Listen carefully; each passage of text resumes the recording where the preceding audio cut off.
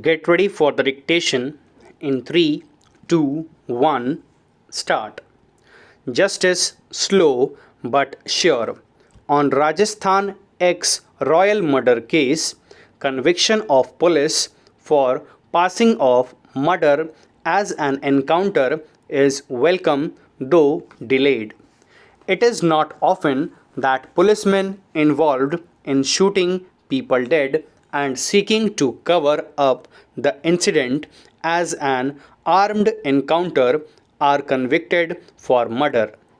The verdict of the Sessions Court in Mathura sentencing 11 police personnel, including a DSP, to life for murdering Raja Man Singh, the head of the princely state of Bharatpur in Rajasthan, and two of his associates in 1985, is one such rare instance. While welcoming this rare blow for accountability and justice, it is inevitable that one must lament the tardiness of the criminal justice system.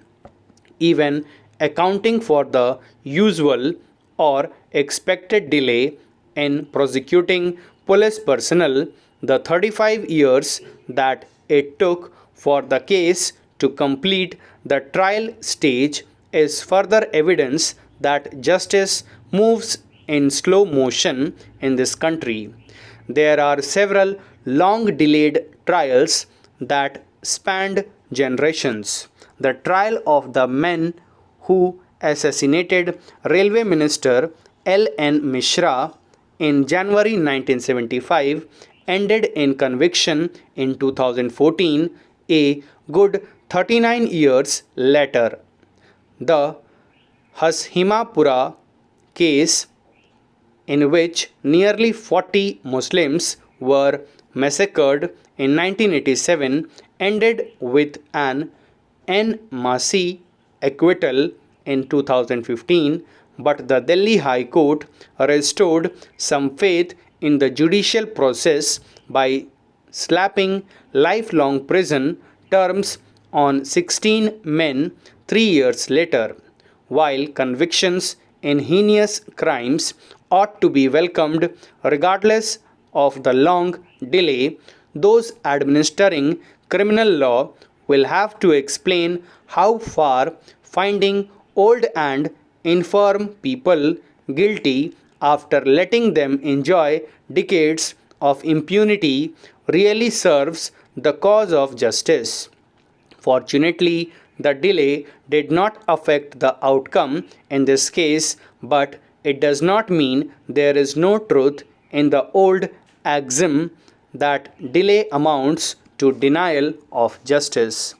The election time murder of Raja Man Singh at Deeg on February 21, 1985 was initially shot to be passed off as an encounter. The previous day, the titular head, a seven-time independent legislator, had apparently felt insulted on hearing that his family flag had been damaged by Congress supporters. In a fit of rage, he drove his jeep into the stage put up for then Congress Chief Minister Shiv Charan Mathur's rally and went on to damage a helicopter used by the Chief Minister. The next day, as the Raja was on his way to surrender, his jeep was surrounded by a party led by the DSP and others.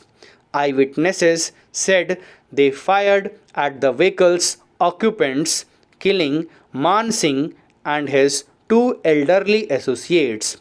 Later, top police officials admitted the former ruler was not armed.